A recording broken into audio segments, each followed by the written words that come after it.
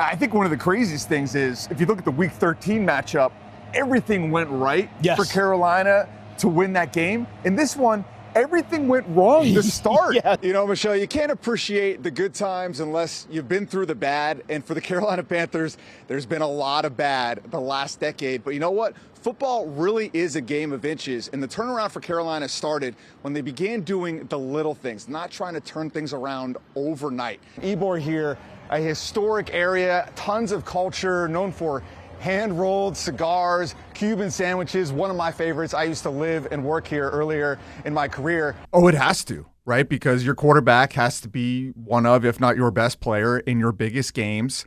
And in a lot of ways, the Panthers this season are winning. It's complicated. You hesitated, because Pat. He's clutch in big moments. Mm-hmm. He has all these game-winning drives, some of the most in the NFL since he entered the NFL.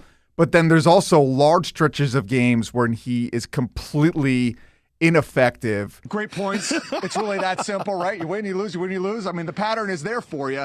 I think probably the more pressing pattern is the one that we saw 2 weeks ago where they beat this team in Tampa. And you could argue that Seattle laid a blueprint for really how to shut down Bryce Young. All right, welcome to On the Record. I'm Pat Welter, joined by Chris Lee and Brian Murphy. That was Coaching Carolina the Belichick Way, the full documentary available right now over on the WRAL YouTube page. And tonight, we're unpacking some of the stuff that hit the cutting room floor. Yeah, Dan, the Panthers traded up to select Xavier Legette in the first round of the 2024 NFL Draft. Now, so far, his career has had ups, it has had downs, but it is nothing compared to what he's experienced in his life. If anyone can handle adversity, it is Xavier Legette. Welcome to Mullins, South Carolina. Small town, small community, but, you know, love their sports, love their athletics, you know. There we go. It's not much to do at all. We may be growing up probably 3 or 4 restaurants. So the only thing that we could really do is just go outside. I always tell my kids it's the greatest place in the world to live.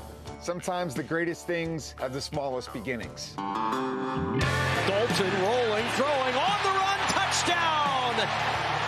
Xavier Legette! For a South Carolina kid like Xavier Legette, getting drafted by the Panthers was a dream come true. Knowing the background of my area, man, I'm very excited, man, to be able to show the younger folks that's coming up, man, that they are able to do the things they want to do. From his family, I'm excited. I want him to do well. To his high school teachers and coaches. Xavier was, he was funny, he was smart, he was just a joy to have in class. This whole town feels like they're a part of Xavier's story. Oh, fingertip grab, Legette! A 3-sport athlete, Xavier got a lot of his athletic talent from his mother. She was tall, very athletic, she was fast, she was on the track and field team. Hey, how you doing? She gave so much to the community. Okay. This is a child daycare that is named after Xavier's mother. In a time of need, Mullins was ready to repay the debt. She actually did a self-examination, and she found a lump. Anita Reeves Legette passed away after a long battle with breast cancer July 14th, 2015, just after Xavier's freshman year of high school. She worried about her children, and she said, but my babies, and I said they'll be fine. I'll make sure I look after them.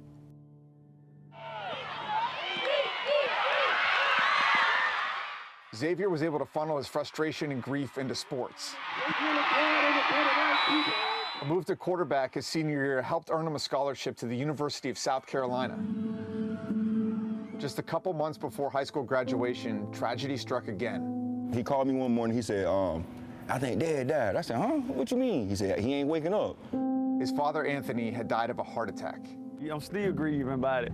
But my main thing, though, what I always tell folks is, I know it's bad that the situation happened, but at the same time, I feel like it's good because it hardened me up and turned me to who I am today. Xavier Legette carries his parents with him in the form of a tattoo everywhere he goes. And she always taught me to never quit, man. I had thoughts about quitting a lot of things that I was doing sports-wise. Well, man, all I could do is hear her voice like, well, you better not play with me. It's like, I stuck with it. He knows they're always watching. Mullins is too. If my sister was here, she would be so happy. She always used to say, that boy right there gonna make me some money because he won't stop running. And it's true, he did. Now, Xavier told me that his mom wasn't just the heart of the family, but the voice that really pushed him. But he will be feeling the support here on Saturday. His Aunt Crystal told me that she will be there, so will his little sister and one of his high school coaches, Donald Brown. Dan, back to you. Hopefully they can watch him run into the end zone.